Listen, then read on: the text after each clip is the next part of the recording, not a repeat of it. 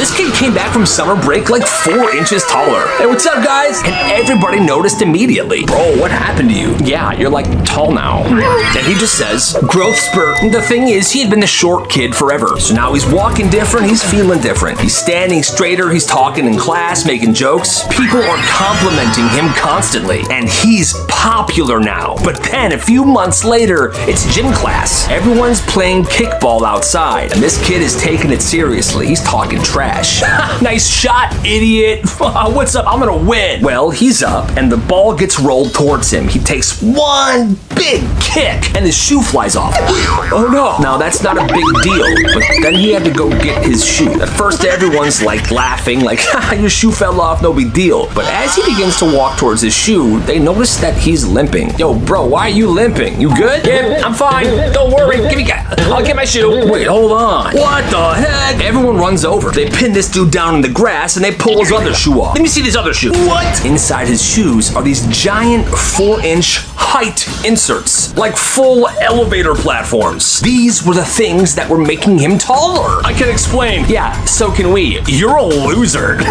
And the rest of the year after that, kids were brutal to him. Kind of feel bad, but you guys, doesn't matter how short or tall you are, just rock it. This kid's having the greatest day of his life at an amusement park. I'm having the greatest day of my life. He's young, he's eating cotton candy, he's going on rides, amusement park characters everywhere. Oh my God, Mr. Pigeon, Mr. Pigeon. He's hugging them, taking pictures, he's having an amazing time. Then at some point after a ride, he looks around. Mom, Dad? He's lost. It was crowded, the music was blasting, he's crying. He's weaving through people looking for his parents or looking for an employee. Finally, he spots a side door near one of the restaurants. I'm gonna go in there. He thinks maybe there's workers in there that could help him, so he opens the door. It wasn't locked. He goes in, and he was not supposed to see this, because behind that door was a giant break room filled with all the park characters, except none of them had their mascot masks on. The princesses, the animals, the superheroes, all sitting around folding tables. The air was smoky. They were playing poker and drinking beer. I got a royal flush. Man, you got me. Wait, there's a kid in here. Everybody then turns to him, and the kid is completely horrified. The magic was ruined. Then one of them starts to stand up and walk towards him, probably to help him. But he freaks out. Stay back! And he runs for his life. He sprinted around the amusement park for about 25 minutes when he miraculously ran into his mom. He was safe, but he never went back to that amusement park ever again. Yo, that's nuts. These two cousins spent 3 days straight building a trap on the beach. So they were on vacation. Dude, I'm bored out of my mind. Me too, Billy, me too. And they got this idea. Dig a giant hole right on the beach and hide it with leaves and wait for somebody to fall in. This is brilliant. It's totally gonna work. So every day they're down there at the beach with shovels, digging deeper, making the walls wider. Eventually this thing was massive. And then they cover it with palm leaves, sprinkled some sand on top of the leaves, and when they were done, you could barely tell that there was anything there. It's beautiful. It looked perfect. Now all they had to do was wait for their cousin to walk by, because that was the plan, to get him. Then everyone would laugh, end a story, go on with the vacation. So now they're sitting there and they're waiting, and eventually they see these two people coming down the beach, except it's not their cousin. And they're very far away. They're using binoculars to see what's going on.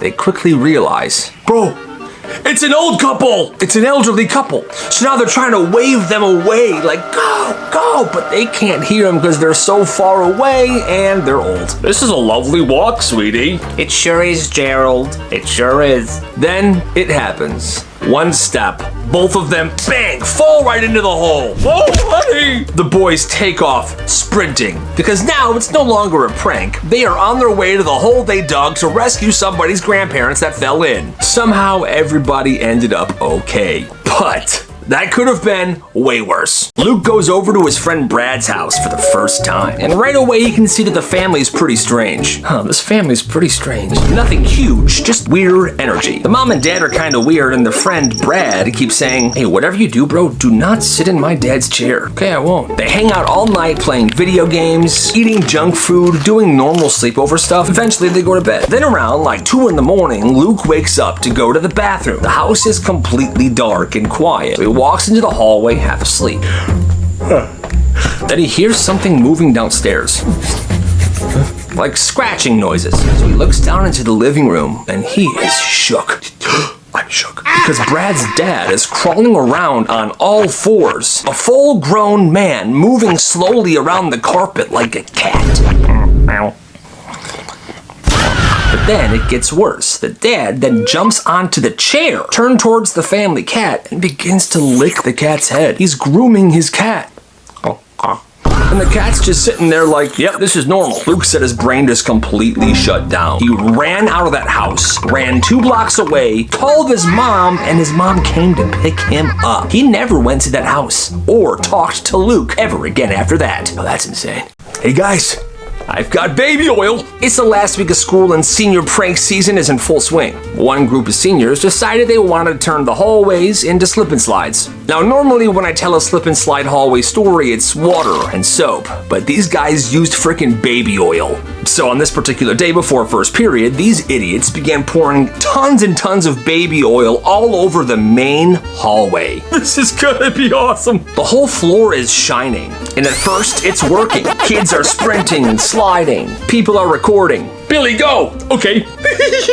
A crowd began to form, but what they didn't realize is baby oil is incredibly hard to clean up, and students still had classes to go to, finals to prepare for. And have you ever tried to walk on a hallway floor that's covered in baby oil? Yeah, it's dangerous. After a good hour of a bunch of kids slipping and sliding, the teachers tried to shut it down and say, hey, go about your day, normal activities. The janitors tried to mop, but the slipperiness stayed. Kids found it funny at first. They're like trying to get to class and they're sliding around, but then one kid took a tumble and he cracked his head on the floor and had to be rushed to the hospital. That's when all the fun disappears immediately. Ambulance takes the kid, drives away, there's a little bit of blood on the floor, and that hallway had to be shut down. In fact, school was ended early that day, and the seniors that did this were caught and they were banned from graduation. I mean, yeah, that's so dangerous. It was this kid's 3rd birthday party and he did not care at all.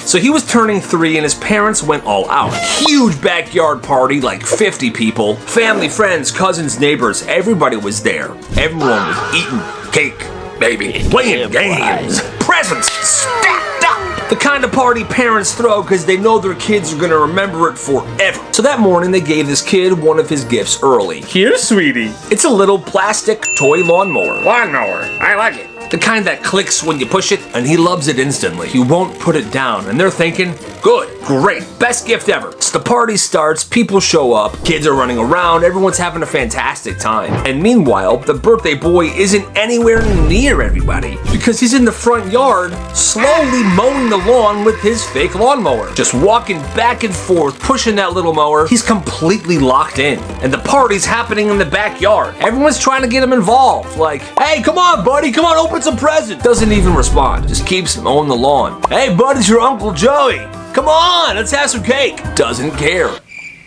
Eventually, people just start laughing because this entire time they're looking outside. This kid's just walking back and forth, mowing the lawn, could care less about his party. Then it comes time to sing happy birthday. They can't get him inside, so everyone else had to come out to the front yard and sing to him while he didn't listen and mowed the lawn instead. Actually, that's awesome. Senior year, somebody pulled the most evil school prank anyone has ever seen. It started during first period in math class. Dead quiet, the teachers are writing notes on the board, and out of nowhere, faintly, you heard Baby Shark Song.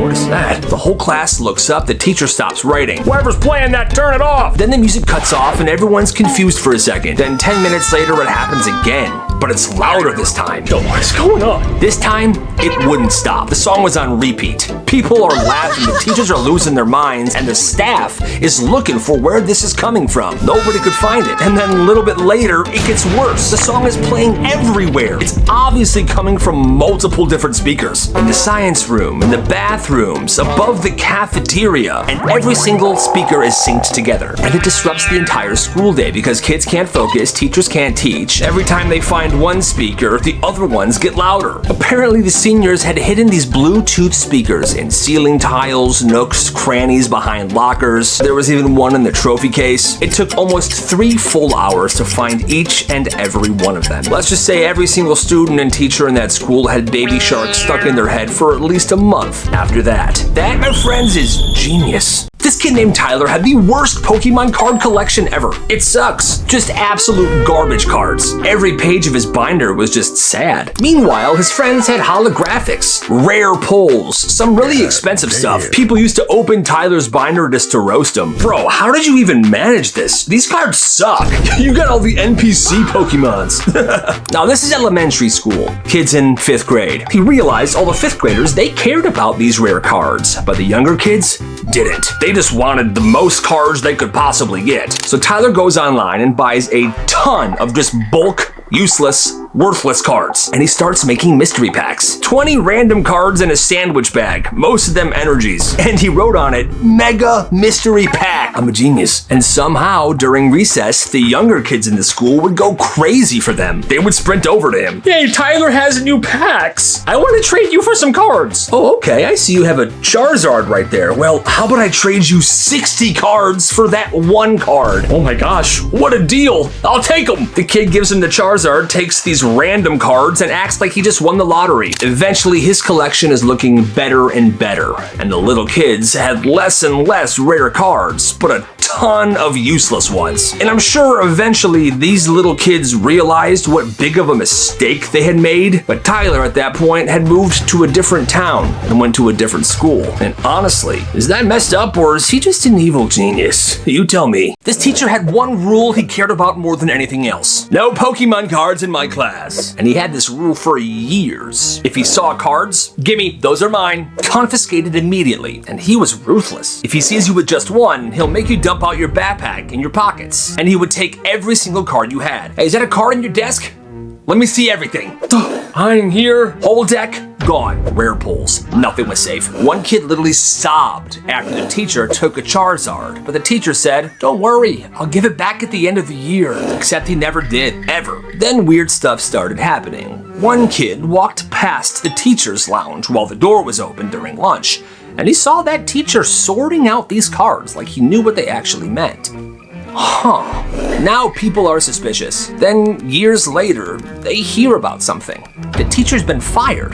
Why? Because he had been taking Pokemon cards from kids and selling them on eBay and making thousands of dollars. The teacher was running a side business out of confiscations. And this whole thing crumbled down because he tried selling a card to the parent of the kid he took it from. Dang, that is savage.